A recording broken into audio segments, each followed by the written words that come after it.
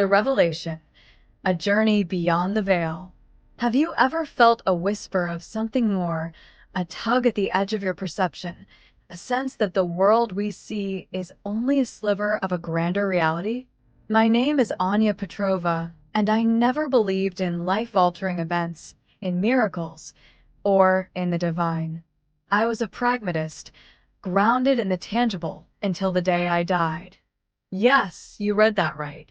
I crossed the threshold, and what I witnessed on the other side shattered every belief I held.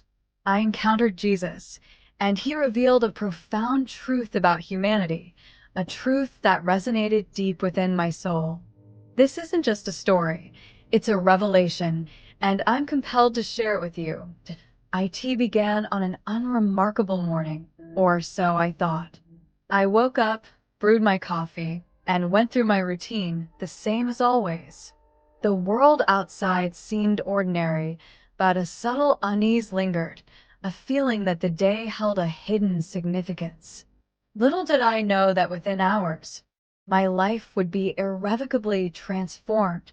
I was driving to work, navigating the usual weekday traffic. The sky was overcast, the air heavy, as if the world itself was trying to communicate something.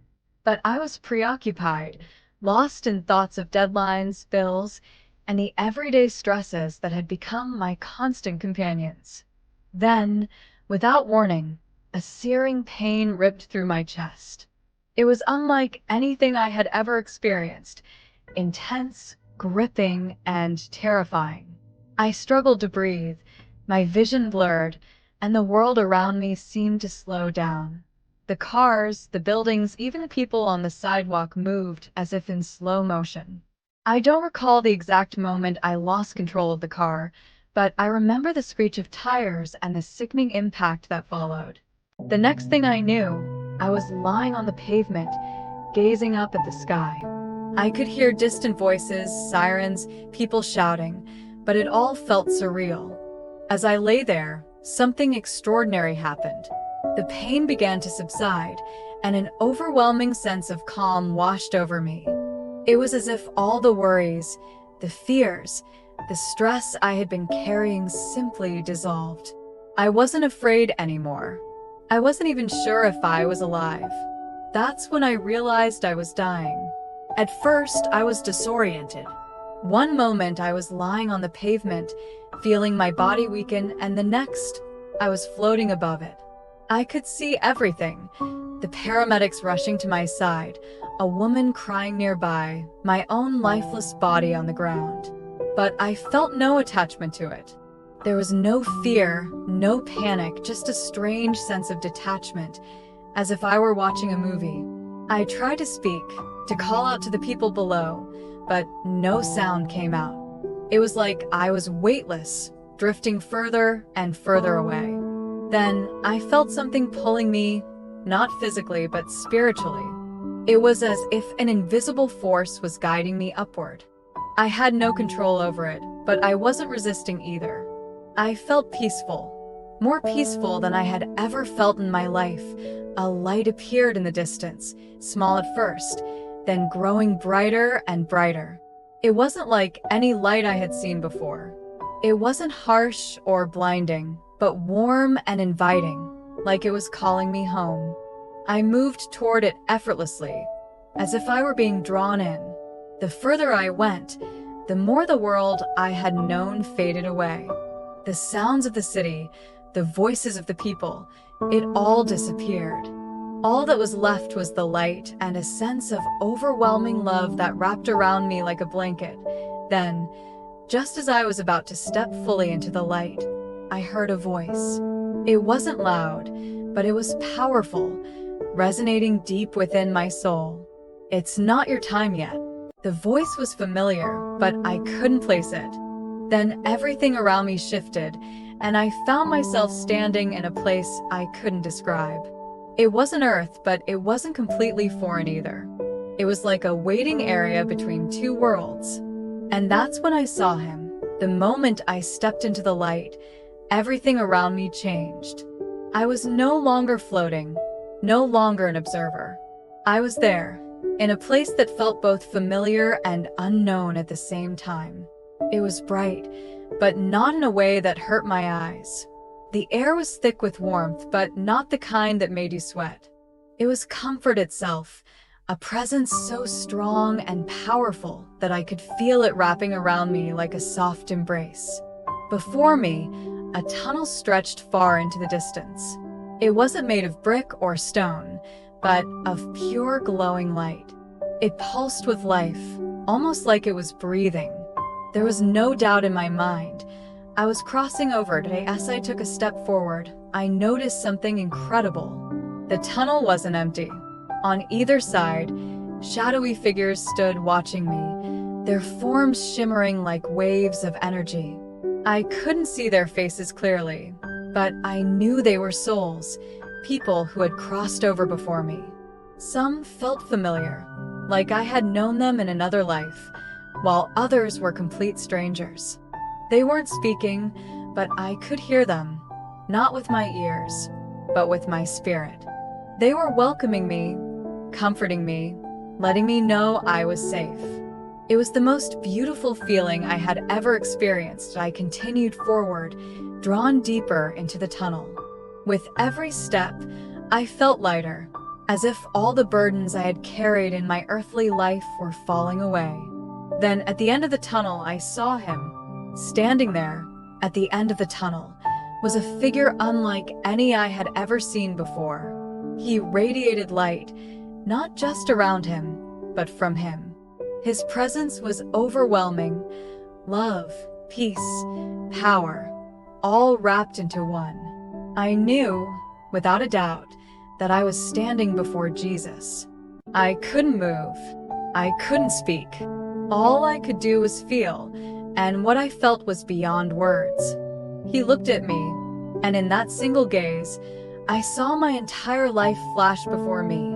Every moment, every decision, every mistake, every act of kindness. It was all there, laid bare before him. But there was no judgment in his eyes, only understanding. Then he spoke, and his voice was like thunder and a whisper at the same time. "You're not here by accident, Anya." I wanted to ask him why I was there, what was happening, but before I could, he raised his hand, and suddenly everything changed. I was no longer standing in the tunnel. I was somewhere else, a place I had never seen before, but somehow felt deeply connected to. And that's when he showed me the truth about humanity, a truth that would change the way I saw the world forever. I stood there, frozen in awe, as Jesus extended his hand toward me. His eyes held a depth of knowledge I couldn't comprehend, and in that moment, I knew I was about to see something important, something that had been hidden from the world for far too long. Without a word, everything around me shifted. The tunnel disappeared, and I was standing in a vast open space. It was neither earth nor heaven. It was something in between, a place where divine truths were revealed. Before me, images began to form, like moving paintings made of pure energy. The first thing I saw was humanity in its diverse forms, beautiful and glowing with a golden light. I saw ancient civilizations, strong communities, and people full of wisdom, resilience, and spiritual power. They weren't broken. They weren't weak. They were chosen. Jesus spoke, and his voice resonated deep within my soul. "The world has lied about them," he said. "They are not what they have been made to believe. They were given gifts, power, and knowledge that many tried to erase." The vision shifted again. I saw chains, ships, people being taken from their homelands. I saw suffering, pain, and generations being told they were less than what they were. And then I saw something even more shocking. I saw spiritual forces working behind the scenes, intentionally suppressing the truth. Jesus turned to me and continued. The oppression was not just physical, it was spiritual. Because if they knew who they truly were, the world would change. My heart pounded. This wasn't just history. This was a spiritual battle that had been going on for centuries. The deception ran deep, and most of the world had no idea. But then the vision changed again. I saw modern times, people waking up, realizing their worth, reclaiming their power. Those who had been told they were nothing were starting to remember who they truly were. Jesus smiled. The time of revelation has begun. They will rise again. Tears filled my eyes. I had never felt something so profound. The truth was hidden, but not forever. It was coming to light. The visions didn't stop. Jesus raised his hand again, and I was pulled deeper into the revelation. I saw a time long before slavery, before colonization, before oppression. I saw a world where people held spiritual knowledge that was powerful beyond words. They understood the connection between heaven and earth, between spirit and the physical world. They had divine wisdom that had been passed down from generation to generation. I saw prophets, leaders, and warriors, men and women who had direct communication with God. They didn't need intermediaries. They could speak to heaven themselves. Jesus looked at me, his expression filled with both sorrow and love. "This is why they were targeted," he said, "because those who rule the world fear those who carry divine wisdom." My mind was racing. It all made sense now. The attempts to strip away their culture, their faith, their identity, it wasn't just about control. It was about taking away their connection to the truth. But as I watched, I saw something incredible. Even through oppression, through generations of being told they were nothing, their spirit was never broken. Their power never left them. They carry something that cannot be destroyed. Jesus continued, "And that is why they must remember." At that moment, I understood. It wasn't about hate. It wasn't about division. It was about restoration. The world had been built on lies, but the truth was rising. The vision changed again. This time I saw a great awakening, people of all nations, but especially those who had been oppressed, standing up, realizing who they were. I saw them breaking free from mental chains, reclaiming their spiritual power. It was unlike anything I had ever seen. The world had tried to erase them, but they were stepping into the truth. And as they did, something miraculous happened. The world itself began to shift. Jesus turned to me once more. "The prophecy is unfolding," he said. "They will lead the world into a new era of spiritual awakening." I gasped. Was this why I was being shown this? Was I supposed to share this message? "Yes," Jesus answered, reading my thoughts. "You must tell them. The world is changing, and they need to know the truth." I fell to my knees, overwhelmed by what I had just witnessed. It wasn't just about race. It was about identity, purpose, and destiny. This wasn't about one group being superior to another. It was about restoring balance, about unveiling the truth that had been hidden for centuries. "They were chosen," Jesus said, "but so were many others. It is time for all of my children to remember who they are." Suddenly, everything around me started to fade. The light, the visions, even Jesus himself. I felt myself being pulled backward, as if an invisible force was dragging me away. "No," I cried out. "I don't want to go back." Jesus smiled, but his eyes held something serious. "You must," he said. "The world needs you to speak." I wanted to protest, but before I could, I felt a jolt, like being hit with electricity. I gasped for air. My eyes flew open. I was back. The beeping of hospital machines surrounded me. Nurses and doctors rushed to my side.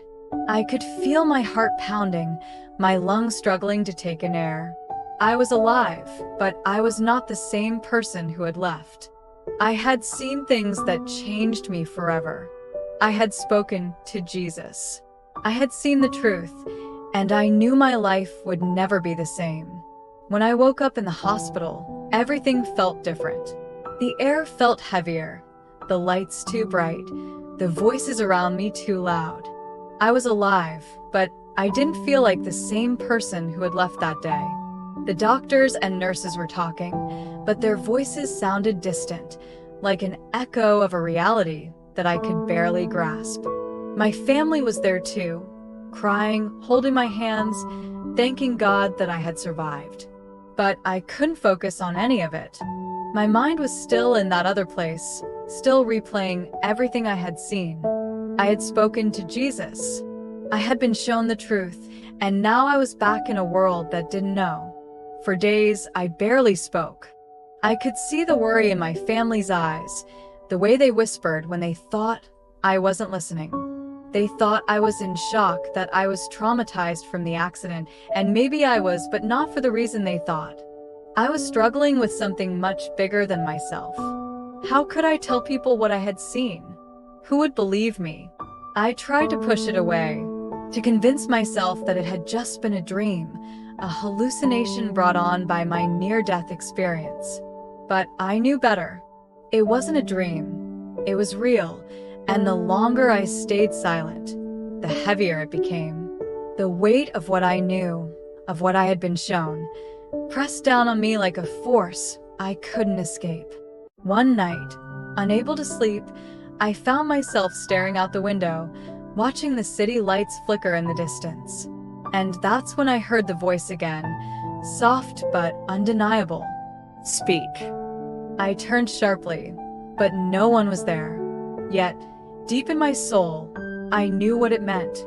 I couldn't keep this to myself. I had to tell people. But where would I even begin? The first time I tried to talk about my experience, I was met with skepticism. I had gathered my closest friends and family, determined to share what I had seen, what Jesus had shown me about humanity and their hidden spiritual power. But the moment I started speaking, I could see the doubt in their eyes. "You were in an accident, Anya," my sister said gently. "Maybe your mind was just—" "No," I interrupted. "It wasn't a dream. It wasn't my imagination. It was real." I went on, telling them everything: the tunnel, meeting Jesus, the revelation. I spoke with passion, with conviction, hoping that something in my words would reach them. But when I finished, there was only silence. Then my best friend cleared her throat and gave me a forced smile. "Well, that's interesting," she said hesitantly. "I mean, maybe it's symbolic, you know? Maybe your mind was just processing everything that's happening in the world." I felt my heart sink. They didn't believe me, not really. I tried again with others, church members, acquaintances, even strangers online. But time and time again, I was met with the same reactions. Some dismissed it as a hallucination, others told me to keep it to myself, and some even got angry, saying I was trying to push an agenda. It was frustrating, painful. I had been given this message for a reason, yet no one wanted to hear it. Then, one night, as I sat alone, questioning whether I should just stop trying, I heard the voice again. "Keep speaking." And I knew I couldn't give up. The more I spoke, the more resistance I faced. It wasn't just skepticism anymore. Things started happening that I couldn't explain. My phone would randomly shut off when I was writing about my experience. Videos I recorded would mysteriously get deleted. Strange calls from unknown numbers began flooding my phone, with voices on the other end breathing heavily, but saying nothing.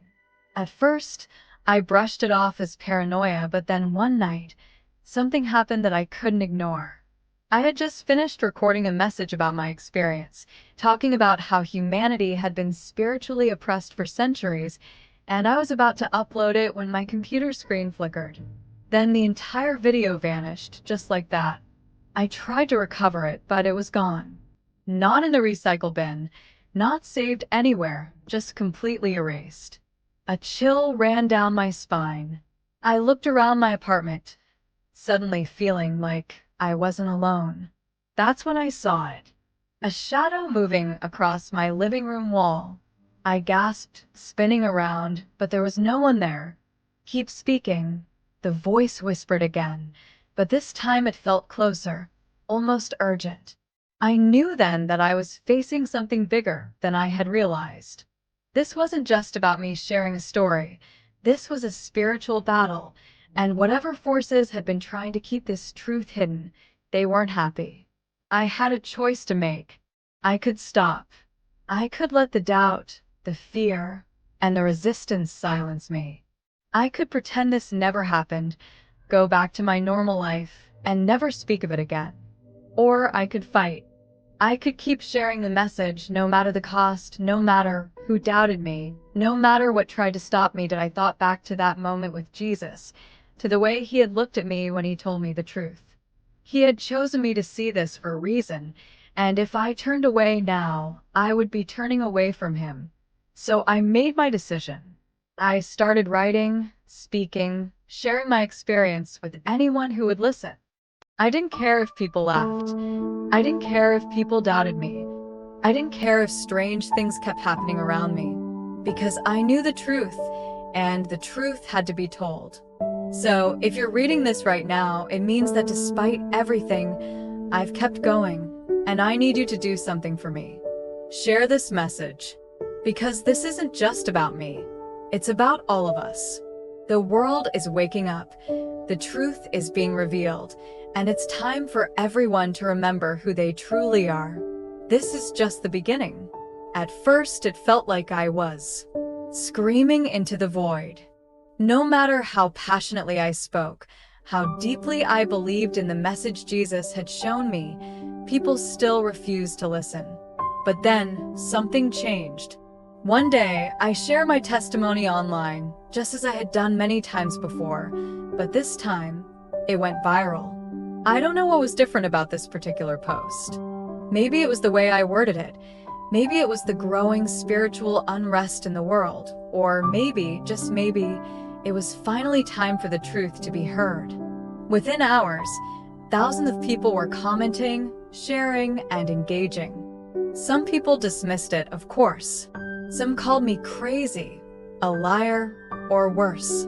But for every skeptic, there were 10 others who felt something stir deep inside them. I don't know why, but your words resonate with me. I've always felt there was something missing in what we were taught. Tell me more. These were the messages I received, messages from people who were starting to wake up. And that's when I realized this wasn't about convincing the whole world at once. It was about planting seeds. Not everyone would believe immediately. Some would never believe at all. But those who were ready, they were listening. The revelation Jesus had shown me was no longer just my burden to carry. Others were feeling it, seeing it, recognizing the truth. And as more people started speaking out, something incredible happened. Connections began forming. Scholars, historians, spiritual leaders, even people who had never believed in God before, all started coming together. The things I had seen in my vision, others had seen pieces of them too. We had all been given fragments of the truth, and now we were putting them together. The more the message spread, the stronger the pushback became. It wasn't just people doubting me anymore. Something darker was fighting against me, against us. I started receiving threats, not just from random online trolls, but from people who seemed to know things about me, things they had no way of knowing. My emails were hacked, my videos were taken down, my posts would disappear without warning. One night, I received an anonymous message. Stop speaking. This is bigger than you understand. Chills ran down my spine. I had read about spiritual warfare before, but now I was living it. The same way humanity had been spiritually oppressed for centuries, forces were now working overtime to silence the truth. It wasn't just history, it wasn't just injustice. This was a battle for souls, and it was happening right now. The forces that had enslaved, erased, and manipulated history weren't human. They were spiritual. And now that the truth was coming out, they were fighting back harder than ever. One night, I woke up to my apartment filled with the thickest darkness I had ever felt. It wasn't just the absence of light, it was something else, a presence, a force. Then I saw it, a shadow standing at the foot of my bed. It didn't move, it didn't speak, but I could feel its intentions. It wanted me to stop. I wanted to scream, to run, but I couldn't move. I was paralyzed with fear. And then I remembered Jesus. I forced my lips to move and whispered the only thing I could. "In the name of Jesus, leave." Instantly, the shadow vanished. The room felt lighter, the darkness broke, and that's when I understood this wasn't just about spreading a message, it was about fighting for the souls of millions. After everything I had experienced, meeting Jesus, seeing the truth about humanity, and facing spiritual attacks, I thought I had seen it all. But I was wrong. One night, as I was deep in prayer, seeking guidance, something happened. I wasn't asleep, but I wasn't fully awake either. It was as if my spirit had been pulled into another realm, a place where time didn't exist. And in this place, I was shown the future. I saw a great awakening, but I also saw a great war, not just a war between nations, but a spiritual war. The forces that had enslaved minds and spirits for centuries weren't going to give up easily. They were preparing to fight, and their weapons weren't bullets or bombs. They were lies, deception, and control. I saw people waking up to their power, stepping into their divine identity, and breaking free from generations of manipulation. I saw those who had been oppressed, once broken and silenced, rising with an authority that shook the earth. They were reclaiming their knowledge, their spiritual gifts, and their connection to God. But I also saw the enemy striking back. Media, governments, and even some religious leaders would do everything in their power to keep the truth from spreading. They would create distractions, stir up division, and use fear to keep people in spiritual chains. Then I saw something that made my heart stop. A wave of destruction unlike anything the world had ever seen. Floods, fires, and earthquakes in places that had never experienced them before. I saw cities falling, people running, the world crying out for help. I turned to Jesus, who was standing beside me, and asked, "Why is this happening?" He looked at me, his face filled with both sorrow and strength. The world must be shaken before it can be restored. Then he showed me something else. After the chaos, after the suffering, after the destruction, a new world began to emerge. A world where people were no longer enslaved by lies. A world where the truth about who they were could no longer be hidden. "The final battle has begun," Jesus said, "but victory belongs to those who walk in truth." Then, just like that, I was back in my room, gasping for air. My body was trembling, and my heart was racing. I had seen what was coming, and now I had no choice but to prepare. After that vision, I couldn't sit still. The weight of what I had seen was too much to ignore. The world was heading toward a spiritual war, and most people had no idea. They were still caught up in distractions, arguing about politics, chasing money, living in fear.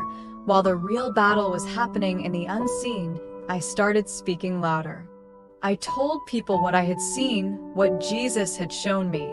Some listened, many didn't. I realized something heartbreaking. Some people don't want to wake up. They are too comfortable in the lies, too afraid of what the truth will cost them. But whether they believe it or not, the time is coming. The awakening is happening, and every person will have to make a choice. Will you fight for the truth, or will you remain in the dark? Jesus warned me that not everyone will survive what's coming. Some will be consumed by fear. Some will give in to the lies. But those who stand in faith, those who embrace their divine power, they will rise like warriors. I don't know why Jesus chose me to deliver this message, but I know I can't stop now.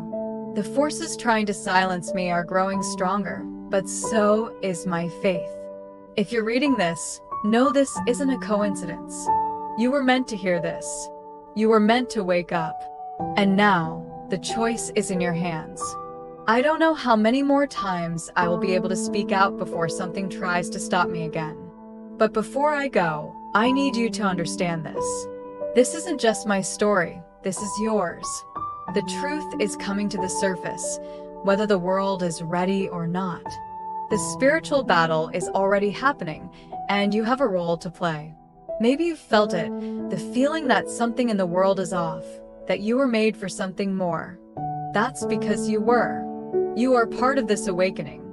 But awakening isn't easy. It requires courage, it requires faith, it requires you to step out of fear and into your divine power. Jesus didn't show me these things so I could keep them to myself. He showed me so I could tell you. And now I am asking you, will you accept the truth, or will you turn away and pretend you never saw this? The world will try to distract you. The enemy will try to make you doubt. But deep down, your soul already knows the truth. This is your moment. Step into your power. Wake up, and when you do, help others wake up too. Because once the veil is lifted, there's no going back. The time is now. Choose wisely, for the battle is here. And together, we shall overcome. These words echoed in my soul, a constant reminder of the mission I had been given. The days that followed were a whirlwind of activity, a mix of divine inspiration and relentless opposition. I found myself drawn to hidden corners of history, deciphering ancient texts, and connecting with individuals who had been searching for the same truths. It was as if a hidden network, long dormant, was being activated. The online community that had sprung up around my story began to grow exponentially. People from all walks of life, across continents and cultures, were drawn to the message.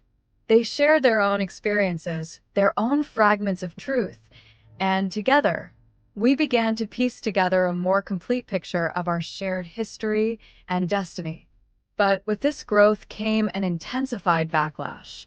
The forces that had been working in the shadows were now operating in the open, using every tool at their disposal to discredit and silence us. Mainstream media outlets ran hit pieces, portraying me as a delusional fanatic. Social media platforms employed sophisticated algorithms to suppress our content, and even some within the religious establishment turned against us, branding our message as heresy. The threats became more direct, more personal. I received anonymous calls in the dead of night, their voices laced with menace, warning me to stop. My family was harassed, their personal information leaked online, their lives disrupted by a campaign of fear and intimidation. Yet, through it all, I felt an unwavering sense of protection, a divine shield that surrounded me and those who stood with me. One particularly harrowing night, I found myself alone in my apartment, the air thick with tension. A storm raged outside, mirroring the turmoil within me. Suddenly, the lights flickered and died, plunging the room into darkness. A coldness crept over me, an oppressive presence that seemed to drain the very life from the air. I knew I was not alone, but a figure materialized in the darkness, its form indistinct, its features shrouded in shadow. It spoke, its voice a guttural rasp. "You cannot win. This is not your fight. You are meddling in things you do not understand." I stood my ground, my voice trembling but firm. "I understand more than you think. I know the truth, and I will not be silenced." The figure lunged, its shadowy hand reaching for me. But as it did, a surge of power erupted from within me, a brilliant light that pushed back the darkness. The figure recoiled, hissing in pain, and then vanished, leaving behind a lingering stench of sulfur. That night, I understood the true nature of the battle. It wasn't just about disseminating information. It was a war for the very soul of humanity. The forces of darkness were desperate to maintain their grip, to keep people enslaved to lies and fear. But the light of truth was breaking through, and nothing could stop it. In the days that followed, I focused on building a community of awakened souls, providing resources and guidance to those who are ready to embrace their divine power. We held online gatherings, sharing stories, exchanging insights, and strengthening our resolve. We delved into the spiritual practices of our ancestors, rediscovering the ancient wisdom that had been suppressed for so long. I emphasized the importance of self-discovery, of breaking free from the mental and emotional chains that had bound us for generations. I taught them how to access their innate spiritual gifts, how to connect with the divine, and how to use their power for good. As our numbers grew, so did our influence. We began to challenge the narratives that had been used to divide and control us. We exposed the lies, debunked the myths, and presented the truth with unwavering conviction. We organized peaceful protests, online campaigns, and community initiatives to raise awareness and inspire change. The world was changing, slowly but surely. The scales were tipping, and the forces of darkness were growing increasingly desperate. They resorted to more extreme measures, attempting to incite violence, create chaos, and sow fear. But we refused to be deterred. We remained steadfast in our commitment to peace, love, and unity. I knew that the road ahead would be long and arduous, that the final battle would be fierce. But I also knew that victory was assured. The light of truth would prevail, and humanity would rise from the ashes of oppression, reclaiming its rightful place as children of the divine. And when that day came, we would build a new world, a world founded on love, justice, and the unwavering belief in the inherent worth and power of every soul. Therefore, I urge all of you reading these lines to share your own stories. Share your thoughts, your questions, and your truths. Comment below, connect with others on this path, and together, let us build a community of awakened souls. Remember, you are not alone. You are part of something much larger than yourself. You are part of a global awakening, a historic shift happening right now. And together, we can create a world we can only dream of.